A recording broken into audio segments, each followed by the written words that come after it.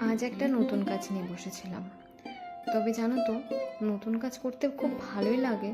তবে একটা ভয় তো থাকে মনের মধ্যে, যে কেমন আসবে, তার আউটকামটা কেমন হবে। নার্ভাস ফিল তো হয়ই। তো যাই হোক না কেন, সে যখন অর্ডার দিতে চাইলো, আমি আগা পিছু না ভেবে অর্ডারটা নিয়েই নিই। ভাবি যেটাই হোক না কেন, তার মন পছন্দ হলেই হবে। তারপর আর কি, সে ফ্লিপকার্ট থেকে অর্ডার দিয়ে দেয়, আর আমি সেটাকে বাড়িতে রিসিভ করে নিই। আমার অ্যাড্রেসে সে দিয়ে দিয়েছিল।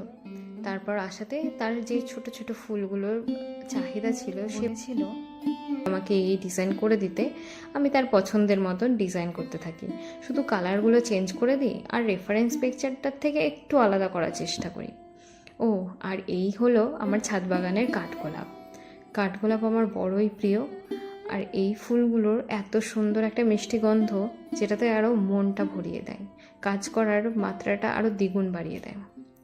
এটাকে ছোট ছোট ফুল দিয়ে সাজিয়ে দেওয়ার পর আমি ভাবলাম একটু পরে দেখাই যেতে পারে যে আদৌ কেমন লাগছে।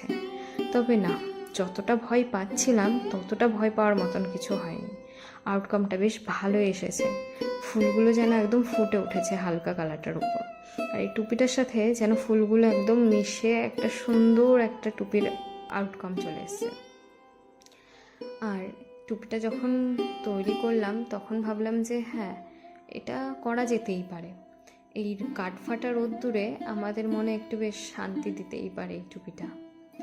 তারপর আর কি, টুপিটা তার এখন গন্তব্যস্থলে চলে যাচ্ছে। এটা অর্ডার করেছিল কলকাতা থেকে এক মৌমিতা দিদি। তার অর্ডারেই এটাকে বানানো। সেই প্রথম অর্ডার করে আমার কাছে এই টুপিটা।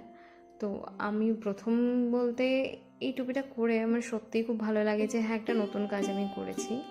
তারপর কি, তার কাছে চলে যায়। আর তোমরাও চাইলে এটাকে অর্ডার করতে পারো।